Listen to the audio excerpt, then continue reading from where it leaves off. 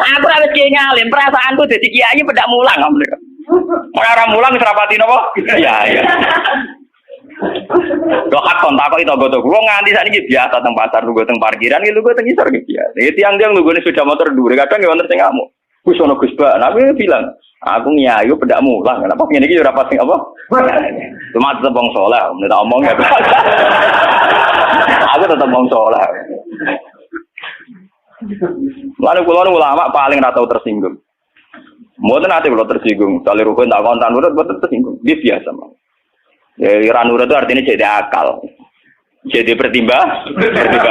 Ya apik jadi akal lah. Kudune seneng di santri jadi duwe akal. Kadang kita ini berlebihan, ngongkon wong liya juga taat di luar konteks urusan agama. Kadang kita nyuruh orang itu kan hadzun nafsi. Misalnya aku jadi kiai di rumah mewah, tentu kepengen ono pot sing indah, ono bunga sing indah. Ngongkon santri wajib nurut, itu kan aku nafsu. Saat aku kepengen di bunga yang indah, di taman indah kan nafsu. Kenapa instruksinya pakai lembaga kekiainan? Paham ya? Oh itu kan kriminal, apa? Paham ya? Kecuali misalnya Ruhin ngaji ngantuk, anggap kriminal bener dalam konteks agama kok itu kriminal.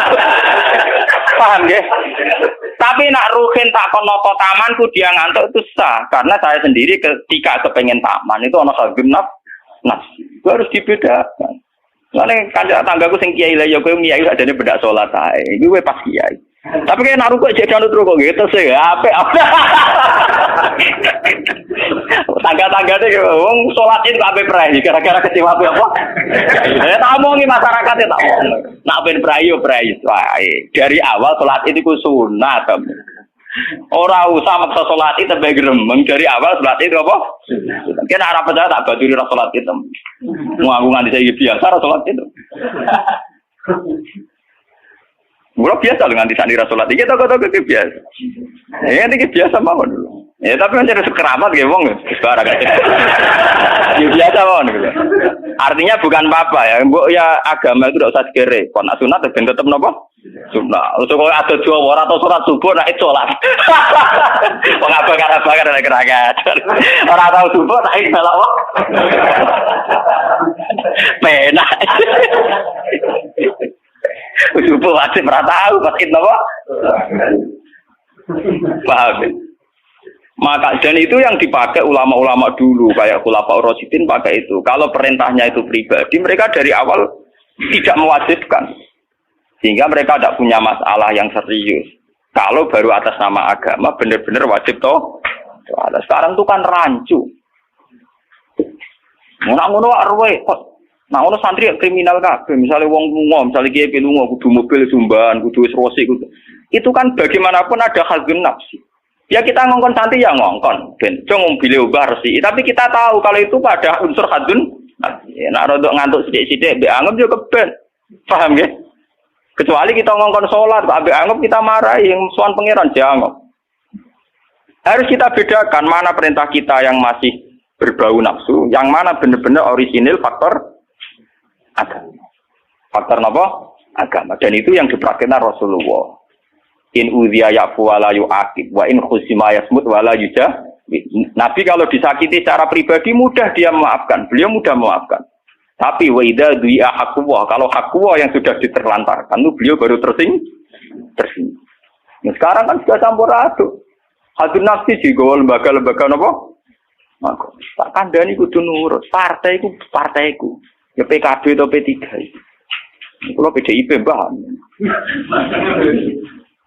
Jangan dia kok PDIP, Gus. Kulo PNE tok perjuangan. Lah yo, belum mulai dia kata kok partai apa Gus?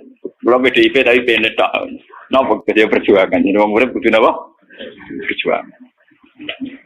Nek meleset PDIP golongan karya.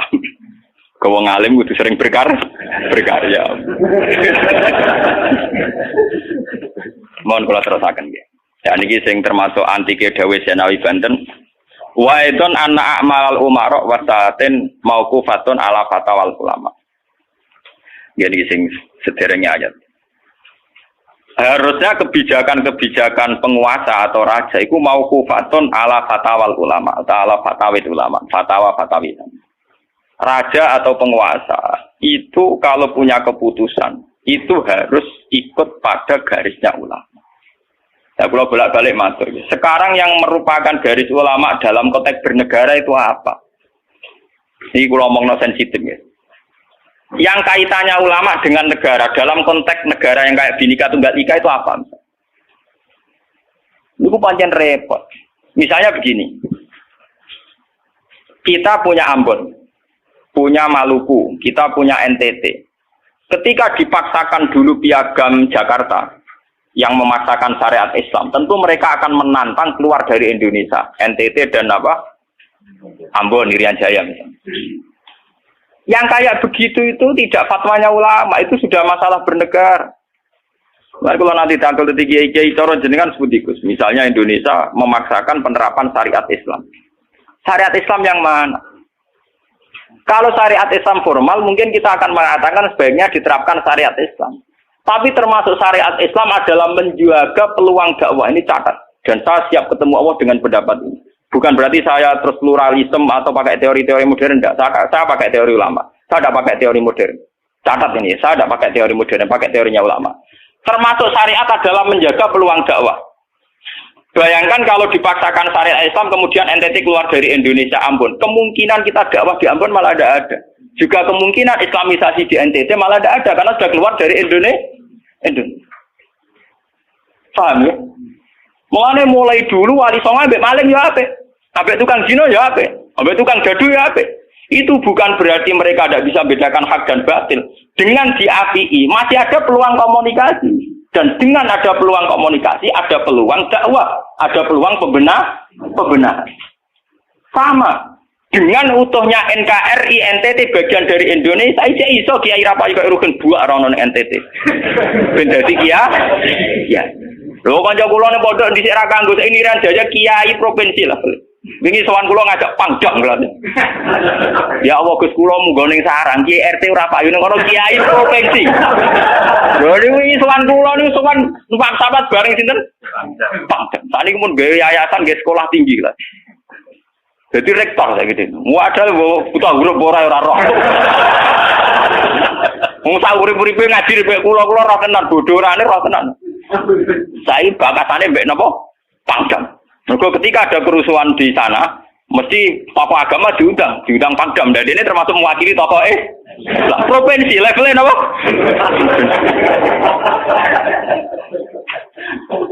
Artinya logika sehat kita, kalau kita memaksakan syariat Islam formal malah NTT lepas, itu kan berarti tidak ada kesempatan dakwah.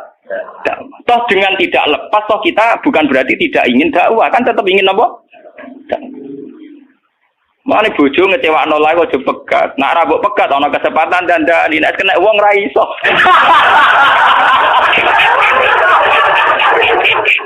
Tapi tak takdir ra apa. Artinya sama. Semua sejarah Wali Songo itu sama orang nakal kan enggak apa-apa. Sampeyan delok biografi Ki Khudori Tegalrejo, dhisik terkenal yo kancanan bajingan. Bajingane tunduk mergo sungkan ramae. Teng Rembang ana jenenge Ki Sahid, wonge ganteng ya toreko. Niku wonten bajingan tobat mergo kula sungkan bebas saya. Mboten nate duka mek kula, ger ketemu kula pengen senyum. Lha iku sungkan senyume nganti tobat. Artinya apa? Saat kita ekstrim atas nama hak dan batil malah lari. Toh teori itu ya diakui Quran walaupun tafazzan ghalidul qalbi lan faddu min hawli. Toh teori itu juga tidak jauh-jauh dari aturan Islam. Meskipun kita juga punya teori yang lain, karena ini tidak selamanya berjalan lancar. Kadang gue kancanan nakal ya belok akal tenan. Kancanan nonde ya katut tenan. Selingkuh tenan. Sebab itu ya ben sing FPI ya keben ekstrem ya keben. Nyatanya pribumisasi kadang ya katut tenan. Wong Gus kancanan nakal kadang tinakali ora anut Gus, kadang Guse katut sing nakal. Malah jadi rocker. Dari sisi pertama dakwah dibeli Gus sing melok nyanyi. Ora kok sing grup band malah wiridan malah.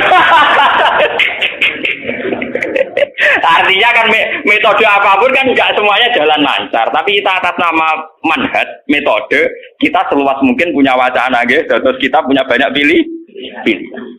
Ini disebut ikhtilaful a'immah tetap nomor rahmah.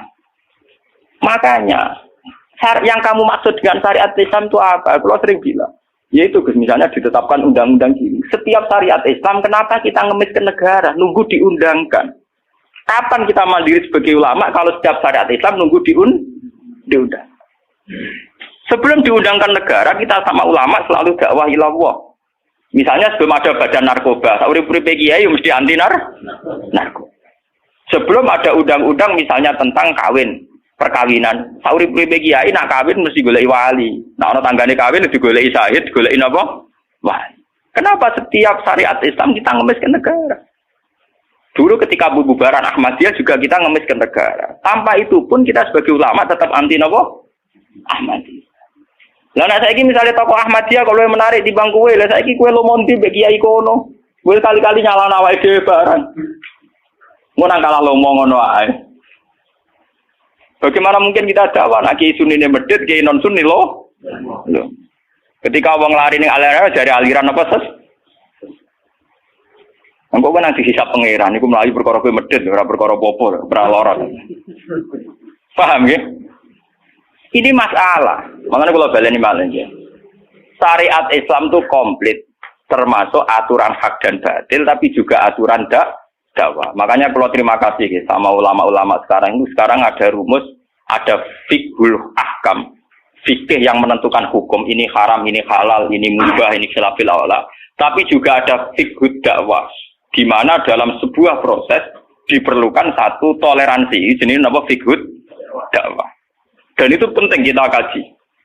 Karena dalam sejarah Makkiyah juga begitu. Dalam sejarah apa Makkiyah. Ketika periode Mekah, zina itu tidak pernah halal. Kamu catat, zina itu tidak pernah halal. Maling juga tidak pernah halal. Tapi ada periode 13 tahun di mana Nabi tidak sering ngomong haramnya zina. Juga tidak ada hukuman bagi pezina. Artinya apa? Tidak mendesak untuk membicarakan urusan zina, urusan maling. Karena yang mendesak saat itu urusan tauhid. Misalnya kamu dakwah di NTT. Tentu yang penting umat diajak ke logika bahwa tauhid itu lebih benar ketimbang trinitas. Ya hanya begitu saja. Kamu tidak mungkin langsung masuk ke urusan zina, maling, gento dan sebagainya. At-tadrid fi sunnah, proses dalam sunnah. Itu juga penting. Ini tahapan-tahapan dalam proses Lah fatwa ulama itu termasuk fatwa yang begini-begini ini. Makanya dalam semua sejarah wali ini catat, mesti ada ulama formal, ada ulama yang ora formal. Dhisik ana ulama sing pro syariat kayak Sunan Kudus. Woi selawase ra cocok misalnya Kali Joko. Kok Kali Joko pokoke wong Islam wis bener, mulane penggemar yang Yogyo-Yogyo. Termasuk ora usah salat dari salate Mbak Kali. Atine wis salat. Wala kan boyo lali salat 3 Klaten Jogja mbok kono. Sunan Kudus kafir cara dene. Selawase ra cocok. Ya tapi bagaimanapun, bagaimana mendakwai orang Islam kawasan Jogja, Klaten, Solo, golongane Tinggir, kalau tidak model Kali Joko. Nyatane ya tetep saiki Islam pirang-pirang, sing salat ya wis akeh. Paham ya? Itu dulu masalah betul. Sunan Kudus kiai fikih. Bahkan ulo untuk cerita nggih dari lisan ke lisan dari para kiai. Sunan Kali Joko selawase tukaran terus mbek Sunan Ainul Yakin. Ke sisi tok ape gawe dakwah nganggo macan tengul. Napa jenenge wayang napa? Tengul. Wayang tengul lak bentuke fisik wong, koyo patung. Haram. Kuman swara sorotan udiba kok kon ngekek nyawa barang jero kiai kuno kan gitu. Akhirnya tukaran. Kali Joko sadar iku metode efektif. Walhasil akhirnya disuwarno kiai sepuh zaman iku Sunan Kudus, Sunan Ampel, terus ditenani ya saiki sedengan wayang kulit. Mergo wong gepeng ora urip. Ya tetep ana wayang tapi kulit. Artine iku ya gepeng wae artine kan gak ana ora urip iku kan ora perlu kon ngekeki nyo, iku tengah-tengah. Lah Sunan Kali Joko muni syahadat kan iku lho munine sekaten. Muni kalimat syahadat lho muni kalimat sodo. Saking jawanisasi napa baik dene yakin putih ku sunat ya nganggone ireng terus kabeh foto wali songo putih kecuali Kali Joko. Dari TKB wonten napa Kusumo. Yang tangga kula bapak kula tupan Kali Joko tupan. Wong kula nate diburu tiang-tiang gara-gara terkenale bapak kula di warisan Kabeh Wonten Kusumo. Saiki warisane kula tu tamune kata. Golek kabine sinten Sunan. Zaman kula enak mun tak dol lah go ngopi ya.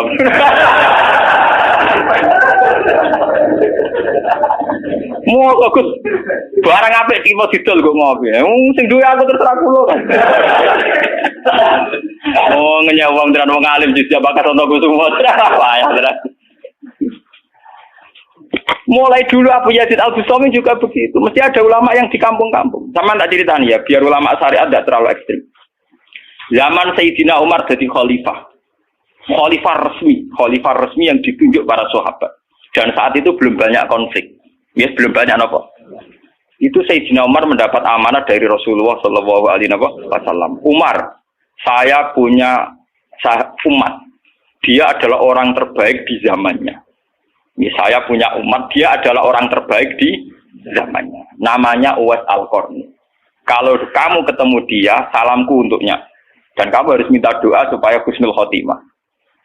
Terus dari Umar, fakih fabi. Pulau ngertosi sepundi. Dia udah penyakit baros. Fa'adhabahu wa ila maudi ad-dirham. Walhasil nenggone katifil aisar ada bekas penyakit baros tinggal sak napa? Sak koin nggih, cara sakniki napa? Sak koin. Ini kalau cerita. Dia punya ibu sendiri hidup di kampung Angon Wedhus. Walhasil Umar tiap ana tamu ya diblodori. Paham ya, anggere sing raine mirip-mirip ngono. Nah ora kutil kan maksudnya iku. Ora mau diatur. Mboten iki kalau cerita ben sampean ngerti. Walhasil akhirnya suatu saat itu rombongan Uwais Al-Qarni dari Qurun Al-Qarni. Niku sowan Sayyidina Umar.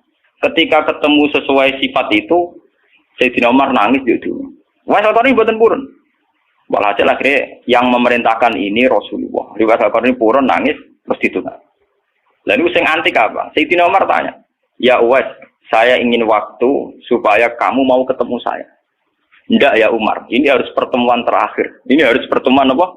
Terakhir." Walhasil semenjak itu tidak ketemu lagi sama Umar. Artinya apa? Dan itu saya yakin, sama tidak usah anut kula, keduren anut makom kula. Dan resiko sama mesti rawani. Artinya begini, ketika orang dengan izzatil Islam, ini catat betul. Misalnya wong jadi kiai gede, kados kiai kula, misalnya kiai Memun, kados Hasyim Muzadi, kados Gus Dur, kayak kiai besar. Jangan-jangan nikmatnya jadi kiai besar. Oleh umat loh, oleh umat tidak oleh mereka ya, jangan salah paham. Oleh umat ditafsirkan wajar dong mereka senang jadi kiai, dia mobil mewah, dia duit akeh, pengaruhnya gede. Misalnya Habib Lutfi, orang-orang punya pengaruh, Ki Hamid Pasuruan umat. Artinya apa? Mereka aku yakin mereka orang-orang soleh yang bisa nikmati keberhadiran Allah Subhanahu. Tapi umat tetap membaca mereka bagaimanapun ada fasilitas. Umar sebagai khalifah punya pengaruh, punya uang, punya otoritas. Bagaimana dengan fakta bahwa Islam juga mengajarkan orang hanya nyaman hanya satu dengan Allah, dengan kebenaran. Tapi dengan percontohan orang-orang kayak Uwais Al-Qarni, maka Islam utuh. Ada penjaga syariat kayak Sayyidina Umar, Habib Lutfi, Ki Memun, Ki Hamid Pasuruan. Orang-orang jadi sentral, cara teori sosial jadi mercusuar. Tapi ada orang-orang yang menunjukkan bahwa dia bisa bahagia hanya dengan kebenaran. Paham ya? Akhirnya umat kan enak. Lho kados kula nu ngrasakno tenan. Kulo nganti saiki rong tau jeneng imam masjid. Padahal imam-imam itu sungkan. Kulo nggih mboten nate pidato. Kulo anggere iso ya sing pasar be anak kulo dhewean mboten ngajak pengawal. Saya tunjukkan kepada umat bahwa ajaran Islam yang sebenar yang bisa membahagiakan adalah seneng pengenan titik. Dan kewajiban dasar dalam Islam wong kon rumah anak. Soal pengaruh aku, lho saya ngomong ini jujur loh. Saya punya pengaruh kalau ngaji saya banyak. Tapi saya tahu betul yang kewajiban pada saya yang hakiki hanyalah saya pada anak saya. Awaladin soleh. Kau nona kasus bakas santri. Rabbi habli miladun kadzurriatan thayyibah ra ono tulaban. Ora ono ning Quran hadis bakas santri. Ketok tangan pun ono. Paham ya? Artinya apa? Kalau santri-santri punya cita-cita kayak kiainya, mati dongo, itu kan terbayang kiai yang mulya, kiai yang dapat suanan banyak, kiai sing dicucuki wong akeh. Itu bahaya sekali, kok ora mulai ada di ngono mutung. Perempal-perempul. Aku ngalim lah ora ana kiai, ora dadi kiai. Lho untuk jadi kiai itu kan gampang. Orang nikmati sholat, nikmati ibadah, nikmati kebenaran wis hakikate kiai, paham ya? Malah dene gento, nak nyaratno enake ngenteni mul. Kulo nganti saniki, bayangno saniki, umpama sampean saiki kuwabe lho ora seneng kulo. Kulo nek ndak ada masalah. Kulo kok krungu kabar saniki sing seneng jenengane bubar kabeh. Sami sekolah garok lho mboten susah. Hakon lho. Hakon wah dan susah. Karena saya harus melatih diri bahwa kebenaran Islam. Uwais Al-Qarni mau tukang angon wedhus rumah ibu. Agar iso dagangan ning pasar nak badi di rumah ibu. Tapi dengan begini dia walinya setingkat Sayyidina Umar. Karena apa? Itu tadi menjadi percontohan bahwa untuk menjadi hamba yang baik tidak perlu semegah Umar, tidak harus semahal Umar. Sama tidak usah niru ya, masalah itu Isra Mulya loh. Artinya ya sudah. Tidak ada usah niru, ini hanya pelajaran saja. Tapi nak kula banyak tak tiru tenan. Artinya tak tiru, biar saya hidup saya itu murah. Lu tanyakan istri saya. Kula sering kode bojo kula, "Dek, aku nak mati langsung pendem. Masa ngenteni iki gede, bakal kuburan jero terus pendem." Yo ora usah ngundang wong, yo ora usah disolati. Nek anakku ning omahe kon nyolati, nek ora yo wis. Apa ora usah repot. Lah nek sing tepat tepung kathah, ini jelas sudah urusan dengan saya. Yang penting aku kepengen anakku nyolati. Dengan demikian kita biasa jadi kiai yang muda. Aku mudah bahagia karena punya anak, seneng anak sudah. Coba kalau saya menargetkan bahagia ngenteni umat yang banyak, ngenteni loyale ra genti ning kiai liya, partene ora genti partai tokoh liya. Lara ati, paham ya? Wes lara ati ra bener cara penge.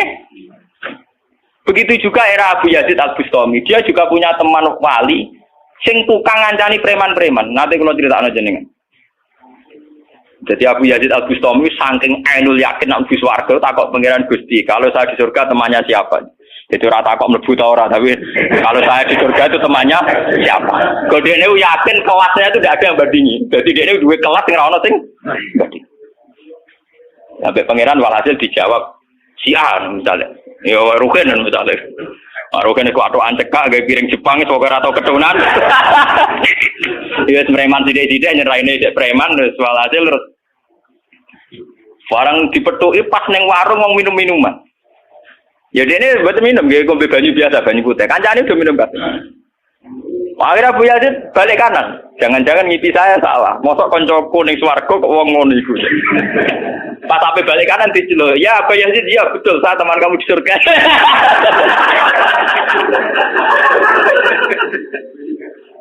Akhirnya tak kok ya. Saya iku wali kelas atas kok kelakuanem ngono. Kula ngancani wong minum-minum niku dalam proses dakwah mereka iku separuh wis tak tobat. Sing separuh tugasé jenengan mriyang. Awalane mriyang wali resmi kon nobatno wong mereka. Jadi gampangane umat Gus Mek tekan mimpin Hasyim Muzadi. Paham ya? Abu Yazid terus ngetokno wali ini. Iya. Umatem kon delok ra iku. Nak ora tobat aja undang Abu Yazid. Delalang. Hei umatku, itu seorang wali Abu Yazid. Lihatlah wajahnya. Langsung tobat kabeh. Ngana alamat kiai nek tau nobatno wong. Ana kiai kok ora tau nobatno wong, ora ana wong sing tobat krana wajahe ta suarane ora pati kiai. Paham nggih? Ora pati napa? Nggih. Tugase kiai nobatno wong ora ana sing tobat malah kepelayon. Iku ora pati napa? Nggih. Contoh lagi bahwa orang soleh itu tidak harus berkecimpung mimpin, itu cerita terbesar adalah Nabi Musa dan Nabi Khidir. Nabi Musa itu dengan segala reputasi, revolusi ngalahkan Fir'aun, menyelamatkan Bani Israel dari cengkeraman Fir'aun. Tapi ketika Nabi Musa merasa orang terbaik, saat dia khutbah ditanya siapa orang terbaik, ya Musa saya. Sama Allah diingatkan sama Nabi Khidir. Itu hanya orang sendiri di tengah laut. Artinya apa? Untuk orang menjadi soleh harus punya pengaruh kan, tapi Khidir dewean. Tapi saiki wong kejangkitan penyakit. Kiai sukses sing pengaruhi akeh, jamaah akeh, nak wiridan akeh, istighosaan. Lan kula nu tak latih tenan. Kula nggo gak ditegir ngalim mboten purun, mulang ngeten-ngeten. Saking nak sing mulang ra kula ketoke malah keliru. Kaya misale sing Jadi itu saja masalah. Ya misale sing motor rujuk era karu-karuan.